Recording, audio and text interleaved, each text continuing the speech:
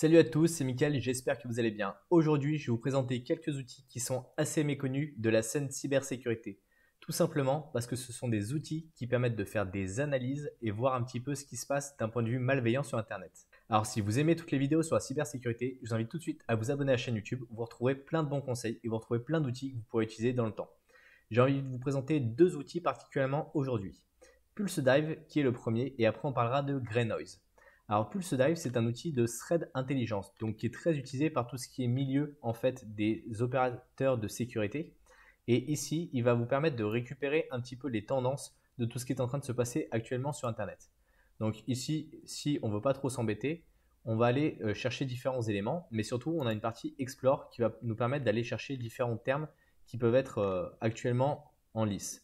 Donc là, on peut chercher sur la partie thread, et donc on a par exemple des indicateurs de compromission. Donc on peut chercher par exemple avec IOC, si on se dit qu'actuellement il y a beaucoup de choses qui sont autour de ça, mais par exemple on peut chercher également autour de certains malwares. Donc par exemple là on va mettre Thread Ryuk, donc la menace Ryuk qui est un malware qui a fait beaucoup de dégâts.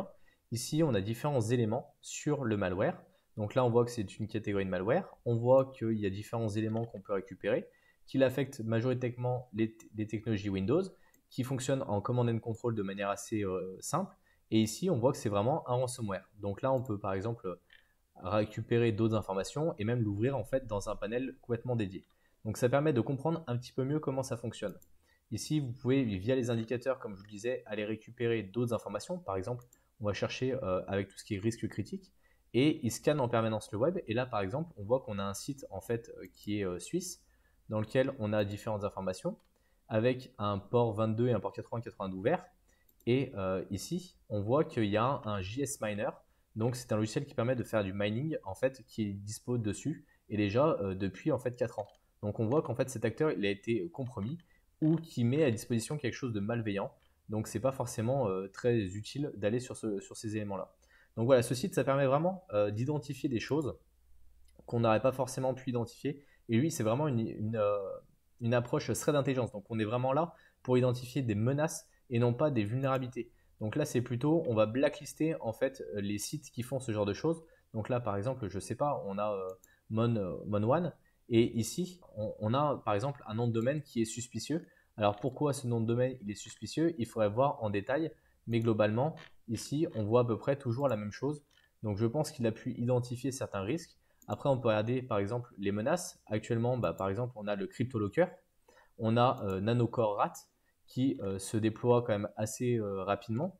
Donc on a tout un tas d'informations. Donc ici, on voit qu'il a sévi par exemple de 2013 à 2014.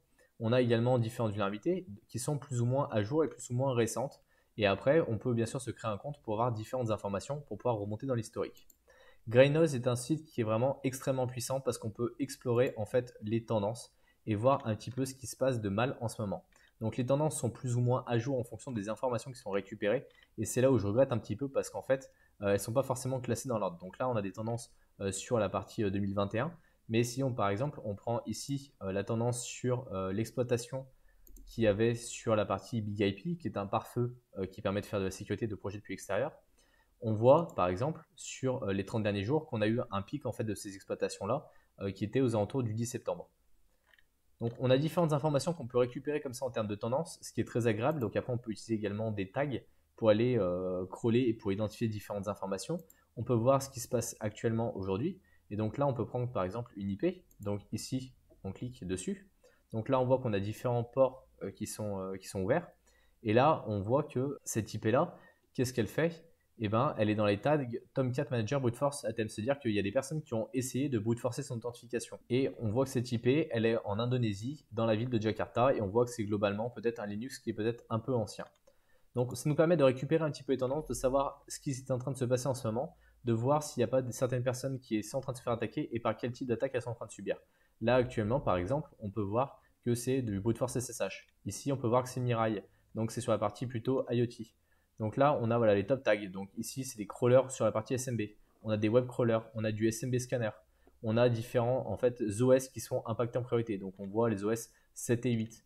On a ici des acteurs en particulier qui vont remonter en fait ces données. Donc on a des organisations également qui vont être impactées.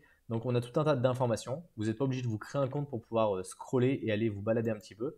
Ils font des analyses qui sont accessibles uniquement en fait si jamais vous avez créé un compte. Mais globalement, vous avez déjà accès à tout un tas d'informations et c'est vraiment très intéressant. Par exemple, ici, on voit sur la partie Zixel qu'il y avait une vulnérabilité qui était tombée en 2017 qui a été très exploitée sur la partie 2020. Donc on a également Emotet, le virus qui a été démantelé.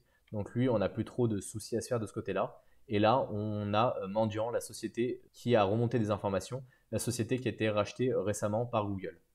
Donc j'espère en tout cas que vous aimez ces outils-là. Si jamais vous faites plutôt de la sécurité défensive, ça peut vraiment vous servir à connaître un peu les tendances du moment. Si vous êtes responsable sécurité, ça vous permet d'informer vos équipes, en tout cas de leur dire quelles sont les tendances du moment et ce à quoi il faut faire vraiment absolument attention. Peut-être ajouter des nouvelles règles dans vos parfaits applicatifs, peut-être ajouter des nouvelles règles dans tout ce qui est vos SIEM, donc tout ce qui est logiciel qui permet de corréler les logs et d'identifier des vulnérabilités. Peut-être en parler à vos prestataires de sécurité pour savoir s'ils sont au courant des différentes tendances. Et voilà, l'idée c'est vraiment de vous rajouter différentes billes et différentes informations qui vous permettent d'élever votre niveau de sécurité. Bien sûr, ça ne vous empêche pas de vous informer auprès des CERT. Vous avez un CERT-FR en France qui est vraiment très important, qui vous permet de superviser en tout cas tous les produits que vous possédez et de recevoir des news de sécurité liées à ces éléments-là. Il donne également des news de sécurité qui sont plus génériques. Et après, vous avez des CERT de grosses sociétés qui font également le travail pour vous. Bien sûr, c'est un coût financier qui peut être assez important. Donc quand on est plutôt une petite structure, on va plutôt se baser sur des outils qui sont accessibles, on va dire, à n'importe qui et que vous pouvez suivre assez aisément. Si vous êtes débutant dans le milieu de la cybersécurité, je vous invite tout de suite à télécharger le guide que vous pouvez trouver dans la description. Il est offert, donc pensez à aller le récupérer. Dites-moi si vous voulez également d'autres vidéos sur la partie défensive et peut-être un peu moins sur la partie offensive. Si vous aimez ce type de vidéo, pensez à mettre un pouce bleu, pensez à vous abonner à la chaîne YouTube et on se retrouve dans une prochaine vidéo. Salut!